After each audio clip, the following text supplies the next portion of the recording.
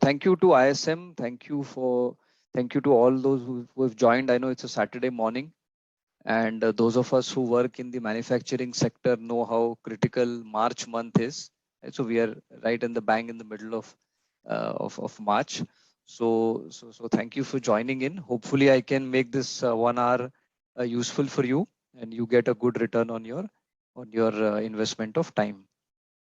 Now, to quickly introduce myself, I'll keep it short. Aniruddha Joshi. I am co-founder and resultant at Yagna Entrepreneur Success Services.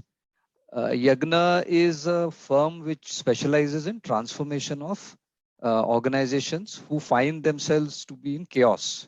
So typically their supply chains are in chaos, and we help these companies to come out of that and put them on a path of supply chain excellence. And in some cases, we are able to also help them to make their supply chains as a basis for competitive edge, which is what I want to share with you today.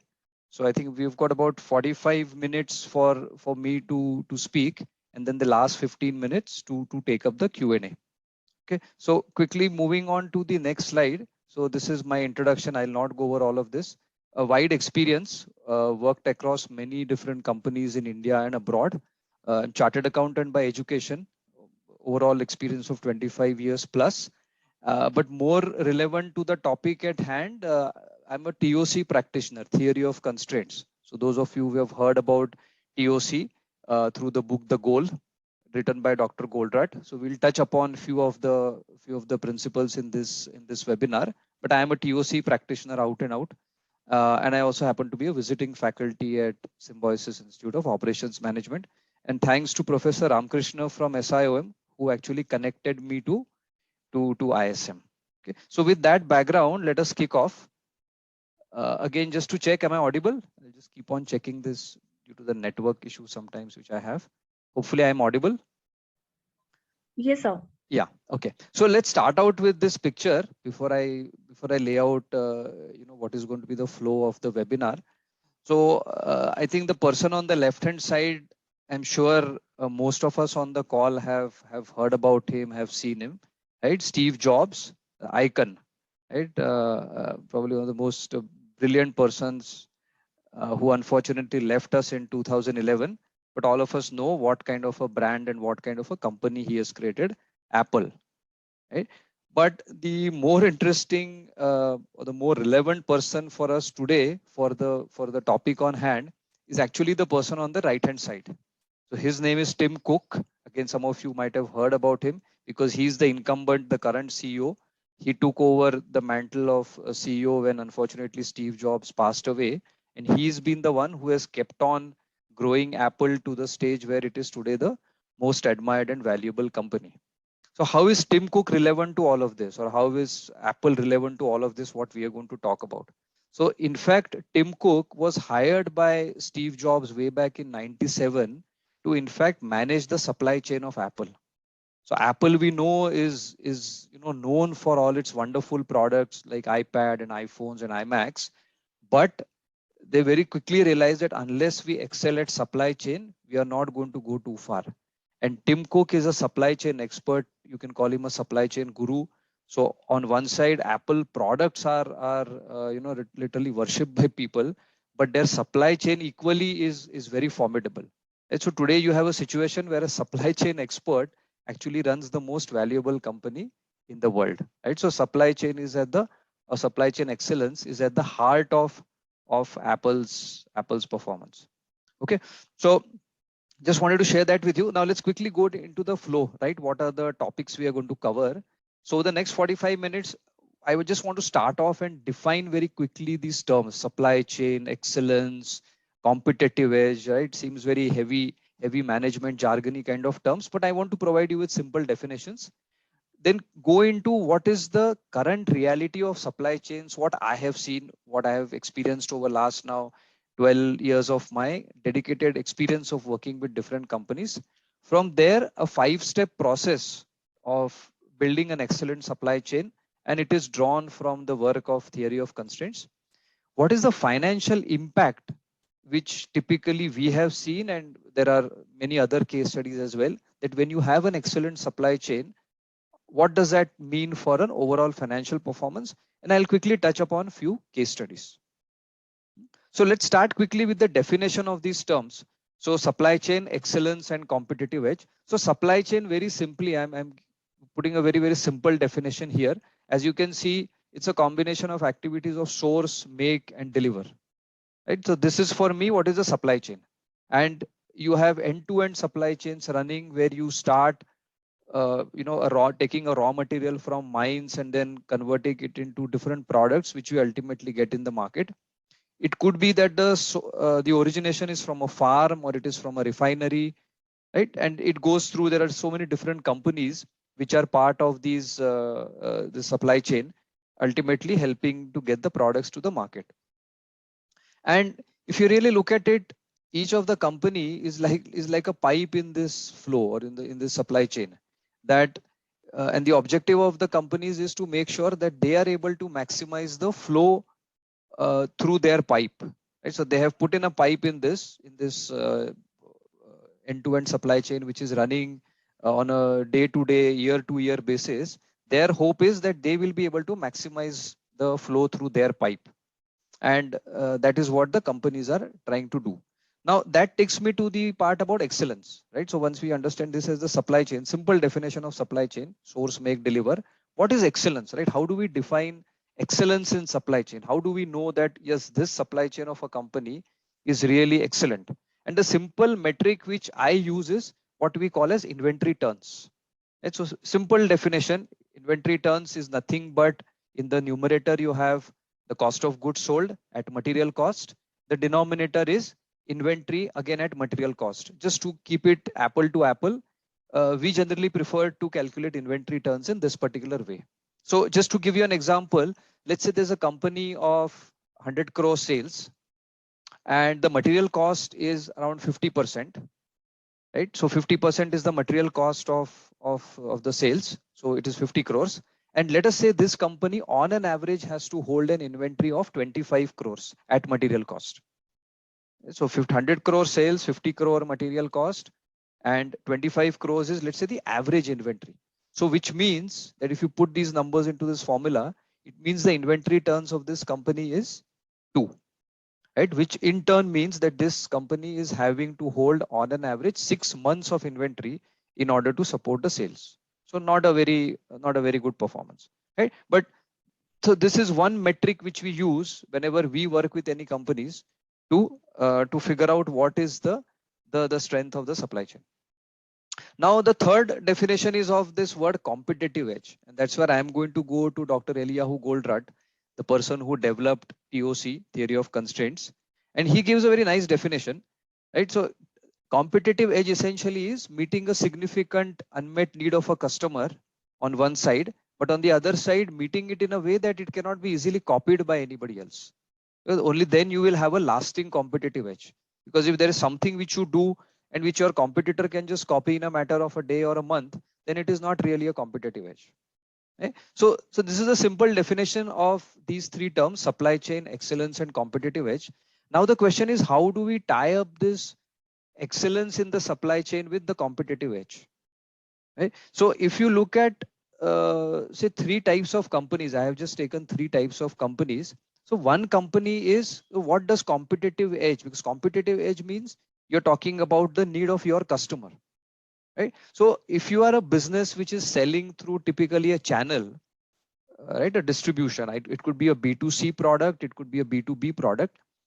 Generally, what you find is that the significant need of your immediate customer, who is a dealer distributor, is also in fact inventory turns. Unlike what some people believe that it is about margins and 1% discount, 2% discount, actually the significant need of a dealer distributor is to get high inventory turns. Okay. Similarly, a significant need of a company which is, let's say, which is supplying to a OEM, a significant need of a OEM in a B2B context is availability with low inventory. So for example, if you are an auto component vendor supplying to a auto OEM, the auto OEM's significant need is to make sure that he always has the entire full kit of components so that his line doesn't stop, and he wants to have that with the lowest possible inventory. So he really doesn't want to hold too much inventory. At the same time, he wants availability. And that is where these concepts of vendor managed inventory and all come. So this is the significant need of the customer of this type. And the third category is when you're talking about more like a project supply, so more like a B2B, let's say a capital equipment OEM or something around that. Then the significant need of the customer is that he gets the equipment fast and on time. So slightly different interpretation of the word inventory. So inventory could either be material or inventory could be time. But ultimately, in each of these cases, what the customers are looking for also is that they get the material on time, they get it fast, and they get it with the lowest possible inventory. So this is what really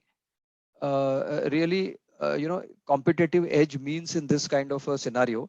And ultimately, companies who are able to fulfill this significant need of their customers are able to enjoy great financial results, and this becomes a competitive edge. Of course, for this to become a competitive edge, your performance has to be significantly better than your competitors. Because if it's a small marginal difference, then clearly the customer may not even recognize it. So when we are talking about inventory turns, for example, typically you will find a dealer's inventory turns are 3 or 4. So which means he has to hold 3 to 4 months of inventory.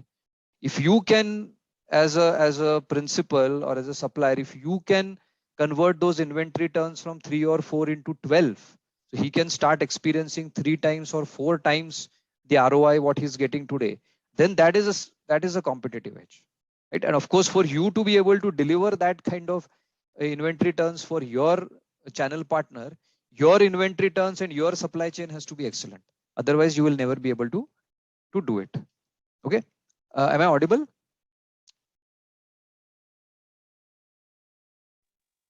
Yes, Yes, sir. sir. Go ahead. Oh, okay, great. Right. So with this background of supply chain, competitive edge, and excellence, let's quickly look at what is the current reality of the supply chains. Right? So as I have worked with many companies now, typically when we start engaging with the customers, you generally find that, let's say if it's a company which is regular into a regular production, right? They're regularly supplying certain products either through their channel partners or to a B2B, another company. You classically find that most of the companies are experience what we call as a bimodal distribution, which is on one side you have a good number of SKUs or products which are either too little compared to what they should be, or they are too much. So either you have too much or too little. And generally what we find is, if you take a company which has say 500 SKUs, 500 different products which they sell to the market, you will typically find that 40% are too little, which means they run out very quickly, they're not available. 40% are too much. So basically 80% you find is either too much or too little. And you only have around 20% of the SKUs which are actually just in the right range where that inventory should be. So if you have this kind of a buy model, you will find that obviously your inventory turns are going to be massively hit, because on one side, if you have shortage, you're losing out your sales. So which is where your numerator is getting hurt. And if you have surplus, then your denominator is inflated. And so, inventory turns is obviously not very good. So generally what we find is inventory turns of companies are in the region of 2 to 4. So which means that they are holding inventory as high as up to 6 months to support their sale. This is the current reality of the supply chain on one side. Another side is when you look at companies who don't, who don't hold inventory as in the finished goods form, because they are maybe more into project kind of manufacturing or make to order as we call it. Then you typically find that just another reflection of the same thing, that it's a 20-80, as in only 20% of the orders go on time, 80% are late, and on time in full, even when it is measured, is typically less than 50%. So this is typically the reality of the supply chains. And generally you will find that companies who are in this project manufacturing make to order, their inventory turns when you calculate them are typically more towards 2 or 3. So more than 4 to 6 months of inventory is there. Huge amount of inventory typically in work in progress, WIP. Okay, so this is the current reality of the supply chains as we see when typically we start working with our clients. Each of you can kind of take a step back and look at your company and figure out that where are my inventory turns today. Okay, now the next point I want to cover is why is it so difficult to manage these supply chains, right? And for that I have just taken one example. Hopefully you can see the graphic. This is an illustration, a close illustration to one of our clients. So as you can see, not a very complex supply chain, not too simple, but not very complex. I have kind of taken a medium complexity supply chain. So on one side, you've got say around 60 suppliers who supply different components to this particular company. And this company in any given year manufactures and sells about 500 different SKUs. And the process it goes through, just to keep it very simple, some machining happens, assembly happens, painting is done, and the product gets dispatched. Now it is dispatched to say 3 different categories of customers. So you've got one, dealers, then there are OEMs who directly consume this product, let's say when they are making a machine, and then this company also supplies to directly to certain infrastructure projects and things like that. So it could be an engineering good like a motor or a pump or a valve, right? Something like that. So that this is a supply chain of that kind of a company. So, and each of the SKU has around anywhere between 40 to 60 different components in a bill of material. Right? So you can imagine 500 different SKUs. If I multiply by, let's say 40, I get 2,000, but obviously there is some kind of an overlap. So maybe they are handling about 800 to 1,000 different types of components, which they are sourcing from these 60 suppliers. Right? So this is a fairly medium type of complexity of a supply chain. But still, as you can see, and these snaky kind of things which I have drawn represent the variability. Right? So obviously, when you tell a supplier that I want a material in 7 days, he doesn't necessarily give it to you in 7 days, though he might have committed. Similarly, a customer, when he places the order, the quantity could go up and down, the date could go up and down, the pattern of demand could change. Lot of variability could be there. Similarly, internally within the company itself, you find that there is so much variability which can happen because of absenteeism, because of some training issues, machines could go down, so on and so forth. Right? So typical supply chain hammered from all the sides with variability. Plus there is variety, and we also know that we are, especially over the last 2.5 years, we now know what is the meaning of volatility. Right? So a lot of different things are happening, which makes the whole environment pretty volatile. So each of the supply chains, at least what I have experienced, have to work with this reality that there is going to be variety, there is variability, and there is volatility. So this is a typical supply chain. Now the next point is, obviously companies and supply chain professionals and leaders within the company are not sitting still, right? When they find that their inventory turns, their on time performance is not going well, they obviously take up a lot of initiatives. And the kind of initiatives which I have seen in companies is something like this. So you can maybe go back and check within your organization what are the type of initiatives which you folks are taking in order to improve the supply chain performance. So what I have seen is one very common thing right across most of the companies is this whole concept of forecast, right? That if I want to get some control over customer variability, forecast is the mechanism, because that way at least I'll be able to get some control over the variability. Production team, procurement team can at least have some idea that what is it that we need to source and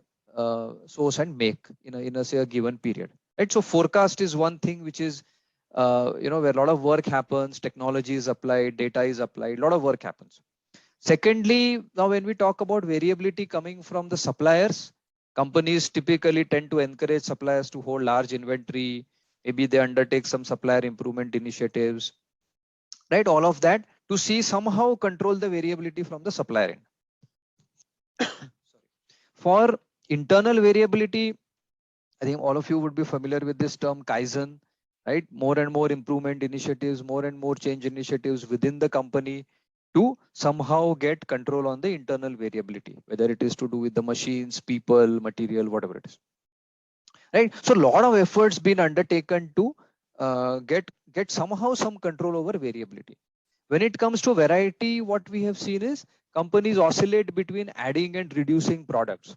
On one side, at times you will find that the sales team prevails because they keep on saying that we need more and more variety, we need more and more products if we have to bag orders.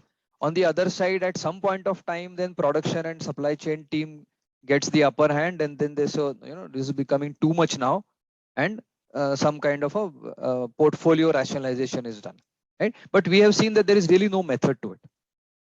Then, of course, there are things like training the team on latest methodologies and then applying technology. Technology is a favorite thing, right? In the last 2 years, we all know digital and analytics and AI and IoT, and the acronyms just continue, right? So a lot of technology being used in supply chains to gather more and more data for analytics and forecast. So these are typically the improvement initiatives which I have seen, but my experience at least suggests that these really don't help to improve the supply chains to that extent. Some incremental improvement does happen, or the improvement happens for some period of time, but again you go back into into the old mode where your inventory turns hover around anywhere between 2 to 3. And then now the question is, right, this is the outcomes we are seeing, this is what the companies are trying to do, but unless we are able to get down to the basic thinking behind why companies are doing this, right, why is it that companies are taking up these kind of improvement initiatives, unless we go to the why, right, which are the assumptions, we will not be able to turn it around. So let me quickly touch upon what are the assumptions underlying this thinking, right? So the assumptions what we have seen is companies consider that all products and customers are the same, right? Every customer, every product is basically the same. Though interestingly, we have all the data in the world in our ERPs to actually figure this out, but still most of the companies are not aware about this. So we'll come to how do we handle this, but this is the assumption. Secondly, in production, in operations, all machines are the same and they need to all be operated at maximum efficiency, right? This is the assumption. All locations in the supply chain are the same.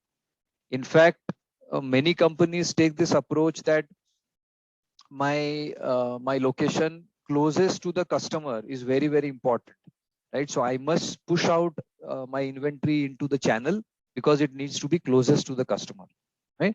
All inventory is the same, and a very big assumption, all local improvements translate into improvement for the company, right? So this is basically the thinking. This is the, if I have to use a little bit of management jargon, this is the mental model which we have, based on which the supply chains get operated, the improvement initiatives get taken up, right? And now when we really think about some of these things, and if you take a step back, again, each of you who's joined the call and part of a manufacturing organization can actually take a step back and really think about, is this the assumptions which you're making when you are embarking on a supply chain improvement journey, or is this the way you are managing the supply chain? So if you take a step back and actually think about some of these things, you actually figure out that the old Pogo cartoon from 1970s, that actually the enemy is not somewhere outside. It is actually enemy is us, right? It is our thinking. It is our these assumptions which creates these highly inconsistent and unpredictable outcomes in the supply chain. So what do I mean by that? What do I mean that we have met the enemy and he is us? It is basically our thinking and assumptions. Okay, so let me take the one analogy, and I'll use this word chain, right? So we keep on talking about supply chain, supply chain. So what I thought is, let's use this word chain and let's use that analogy to to understand this. So if you look at a chain analogy, you can see in the graphic, right? There are different links in the chain, and if you're talking about say one company, then each of this link means say different functions or departments. So let's say typically an order will go through, if it's a make to order kind of an environment, it will go through design, then it will go to procurement, then it will go into production shop floor with different sections within the shop floor. Like I said, machining, assembly, painting, right? And then it will get dispatched. And then you will have, let's say, the logistics team, which will come into picture. So essentially these links are nothing but different departments within the company. If you look at a supply chain spanning multiple entities, then you can look at each link to be one entity who is managing some part of that end-to-end flow, which we talked about right in the first slide. Now, very clearly, we know that here we are looking at the chain analogy from the point of view of the strength of the chain. Right? We want a strong supply chain. We want to make sure that we are able to fulfill our customers' significant need. So when we are talking about strength of the chain, right, we all know very intuitively that the strength of the chain is determined by the weakest link. So there is always a weakest link in the supply chain, and the strength of the chain is determined by that. Right? So there is no point in trying. So what does this practically mean? Practically, it means that there is no point in treating all the links in the chain to be the same, or all, if you translate this into products and customers, there's no point in assuming that all my products, all my customers, all my locations are the same. It is actually not that way. Right? Simple thing. I mean, those of you who have read the book The Goal or any of the other production material, production related books, you know that, say for example, if you have a 5-step process in manufacturing, you will typically find that there is one machine which is my bottleneck. So there we use the word bottleneck. Here I am saying it is the weakest link. Right? So when we are looking at the perspective of the strength of the chain and the throughput, what we are essentially wanting to look at is which is the weakest link, and I have to focus my attention on that. So weakest link is nothing negative, right? There will always be a weakest link in a chain. But what we need to do is realize that and then use that to put in place a process through which the supply chain can become excellent. And so now what I'm going to do over next 5-10 minutes is actually give you this 5-step process. And my hope is that right at the end of this webinar, you will be able to take this and start looking at your company from the point of view of those 5 steps. Right? Because initially I said that, Apple does this, Apple is so excellent. Now some of you might come back and say that that's all very good, but they have access to so many resources and so much technology and all of that. It's not possible for us. But hopefully now, at least you have realized, and I think you will realize more when we go through the 5 steps, that it is not really so much about resources and technology. It is about our thinking, right? The enemy is us. So that kind of liberates us from that thought. Okay, so let's get into these 5 steps. What are these 5 steps to supply chain excellence? So first is about managing variety. Second is about managing the weakest link, so identifying and protecting the weakest link. Third step is about decoupling from the variability. So we definitely know that we have to operate in a scenario of variability. How do we manage the supply chain in a way so that we can dampen the impact of the variability? Then focused kaizens, and then applying technology. So I'll quickly touch upon each of these in the ensuing slides. So managing variety. Now this is a very interesting concept. And I think, again, this is something practical. You can go back into your organization, say today, tomorrow, on Monday, and actually check this out. So what we have found in companies is that when we look at their data, right, what we generally find is this kind of a pattern, that 10% of the SKUs is stock keeping units or different products. 10% of the products typically contribute 50% of the sales. Okay, 20% of the next 20% of the SKUs contribute 40% of the sales. And then there is a long tail. So in this graphic, if you see, there is a long tail which represents those 70% of the SKUs which only contribute 10% of the sales. So in our terminology, we call it as head, body, tail. So for example, going back to those 500 SKUs example, which I took earlier, what this means is that only 50 SKUs are going to contribute 50% of the sales of that company. The next 20%, which is another 100, will contribute another 40% of the sales. So virtually 150 SKUs out of 500 is going to give you 90% of your sales. And 70% of the SKUs, which is 350 SKUs, are only giving you 10% of the sales. Same thing if you do customer wise, you will find the same thing for customers also. Very few customers are giving us a good portion, a high proportion of our sales. Now, once you are aware about this data, then as a company, you need to sit down and figure out and take some decisions. on what is it, how are we going to manage these different customers and products, because obviously not all products and customers are the same. At least that is what we have seen in each and every of our assignment.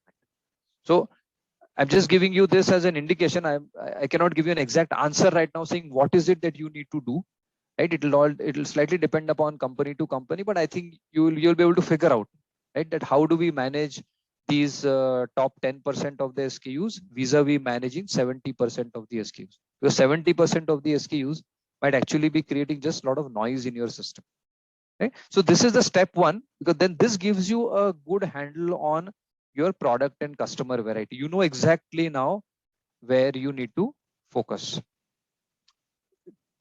Continuing the thread of focus, right? So the step two is identify and protect the weakest link.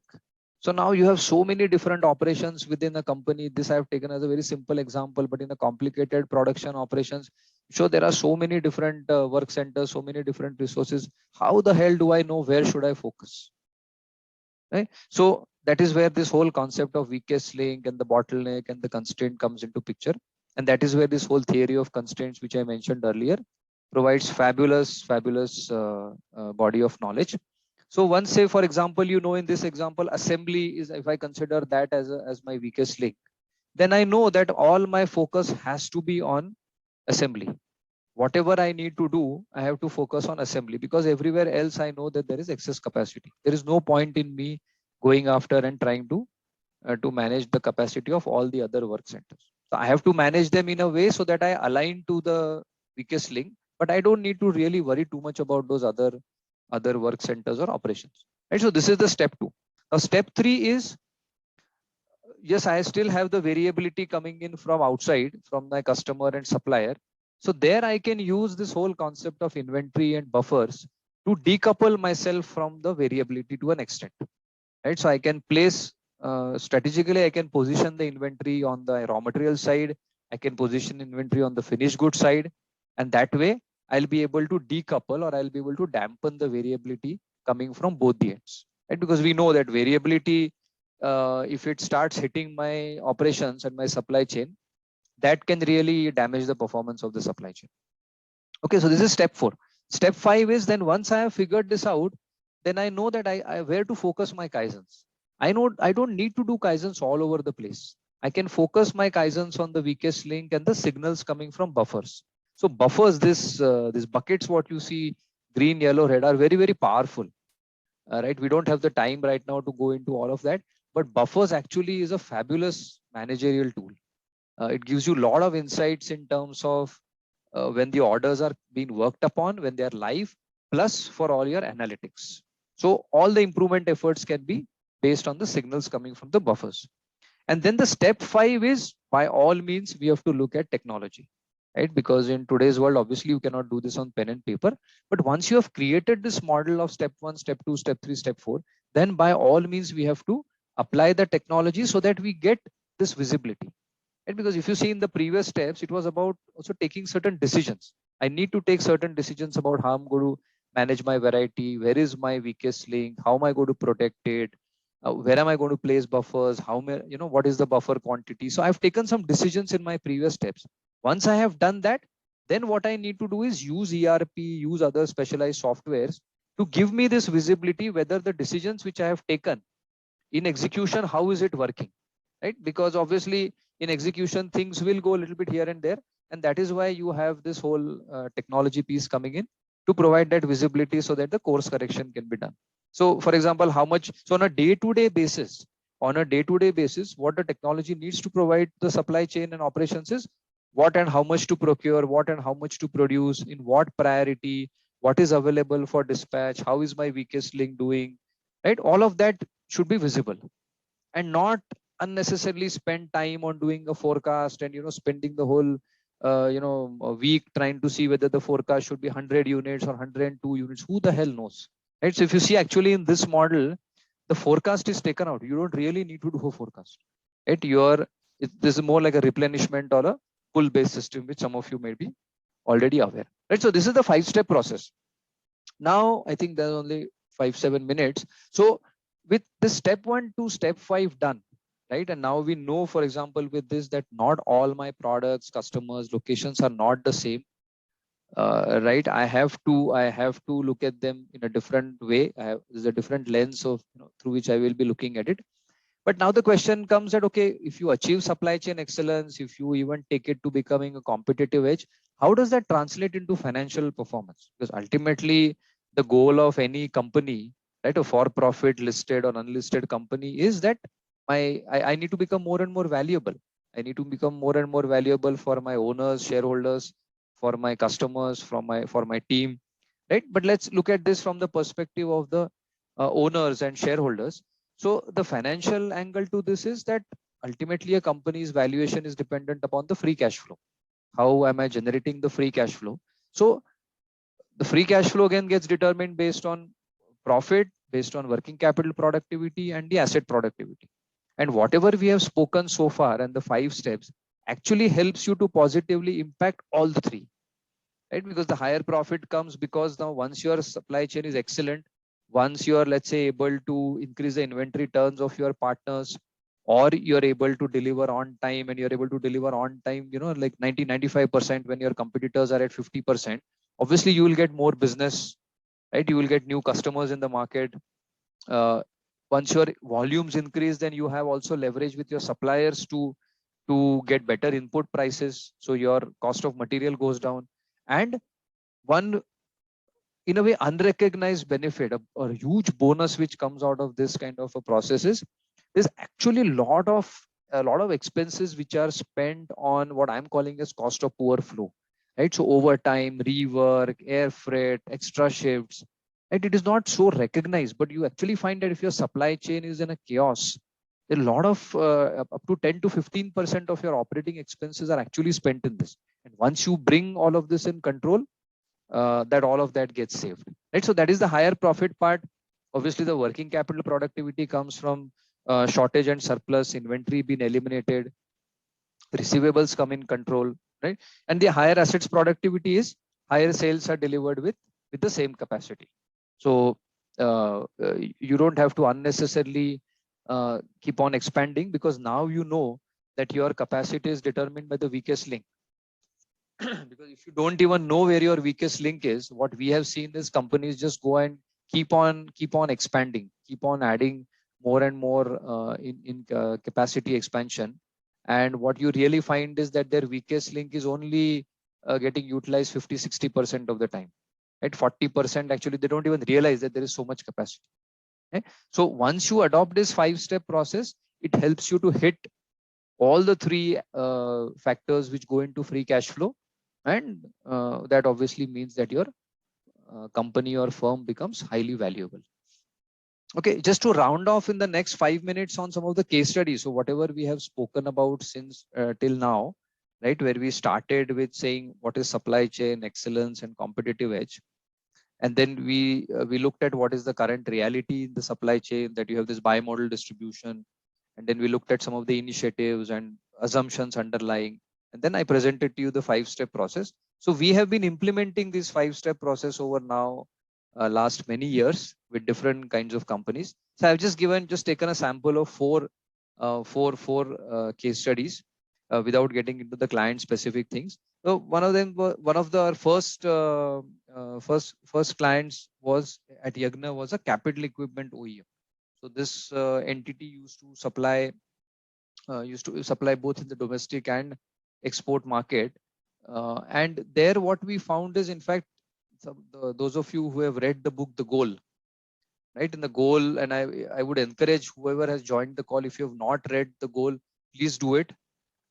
Right? It's one of the top, I think, 25 books nominated by Time in one of the top 25 books. Still a bestseller across the world. Please read it.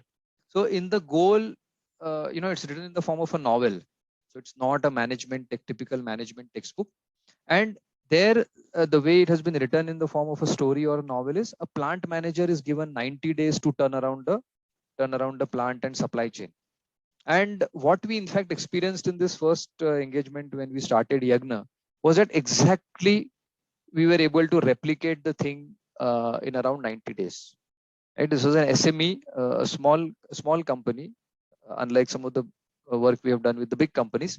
But he was also, amazed that, okay, he had also read the goal, but he always thought that it was just in the book. But when we actually took him through this 5-step process and the journey, there was a significant jump which happened in inventory turns and lead time, and that is what the first thing which happens, that is the lead indicator. And then typically you find that your lag measures, which is the sales and the profits and all, follow, right? So sales had a good jump over the 2 years. So prior to, in fact, we starting, for almost 5 years this company was stagnant, though they had lot of business, they were getting a lot of orders, but somehow supply chain and operations was not able to deliver. So something similar with another company, we were still actually working with them. It's a listed company. They are into plastic products through blow molding. And again, here inventory turns have gone up, and on time in full. So here an important measure for them is on time in full. So that has jumped up quite a bit. In fact, what I have seen in many cases, then when we start out our project, many companies don't even measure on time in full. So for those who have joined the call, I would request that if you're not calculating it, please do calculate, because on time in full, in many cases, you will be surprised with the results which come out. Similarly, another process equipment OEM, similarly, pretty good performance. So now we know the 5 steps and implementing it. So generally, you get these kind of results. Another industrial equipment contract manufacturer. So they were supplying to 2 big OEMs. And similarly, by putting in place these 5 steps, we found that the on time in full and lead time improved, and by that the sales increased. So across the board, and there are so many case studies, right? So I've just presented a very small slice of them, but across the board, you will find in India, across the world, so many case studies where companies have a very superb supply chain. Of course, another thing is to make sure that once you get to that level, to sustain it, right? Because it's a little bit of push, you can at times get to a particular level of performance, but then to monitor it, sustain it, improve it, it takes some effort. So Apple, we started discussing about Apple, right? So Apple's inventory turns, if you see, are close to 40. So inventory turns of 40 means that their actual inventory on hand, inventory on average on hand inventory is less than 10 days, right? That is what 40 inventory turns means. And we know that they are the most valuable company in the world. So their valuation of around 3 trillion is almost equal to India's GDP. Right? So, and then there are so many numerous examples in India as well. If you look at companies like Asian Paints and Pidilite and some of the FMCG companies and Page Industries, right? Very good control on the supply chain, and that becomes the basis for them to almost make it like a competitive advantage. It's very difficult, say today, just to round off this discussion, for Asian Paints, any company to get in and start competing with Asian Paints when Asian Paints is replenishing its dealers virtually 3 times a day. It becomes very difficult for another competitor to come in. So there could be other paint companies whose products might be better, but to to kind of make this kind of a supply chain, and of course they've invested over last 30-40 years, a lot of thinking has gone into that. So that is the whole idea, right, of the supply chain. So just to summarize, right, the main learnings now. So one metric, if you want to go back and check what is your supply chain, how is it doing, I would recommend inventory turns as the measure, and you keep on tracking that regularly. Week on week, you must see how your inventory turns are moving, uh, and that will give you an idea of how the supply chain is doing. Focus on the weakest link. That actually becomes your leverage point. Don't try to spread your improvement efforts and initiatives all over the place. It doesn't work out like that. Use inventory to decouple or dampen the variability. A lot of debate about whether inventory is good, inventory is bad. Obviously, excess inventory creates a lot of problems. So inventory in that sense is bad, but some optimal inventory is required, and it actually helps you to dampen the variability. And importantly, technology is necessary but not sufficient. So I'm sure a lot of companies are embarking on ERP plus all the other technologies. Yes, they are necessary, but Please first get the framework right, please get the assumptions right, and then apply the technology. Okay, so I think I think we have got 15 minutes now left for the Q&A.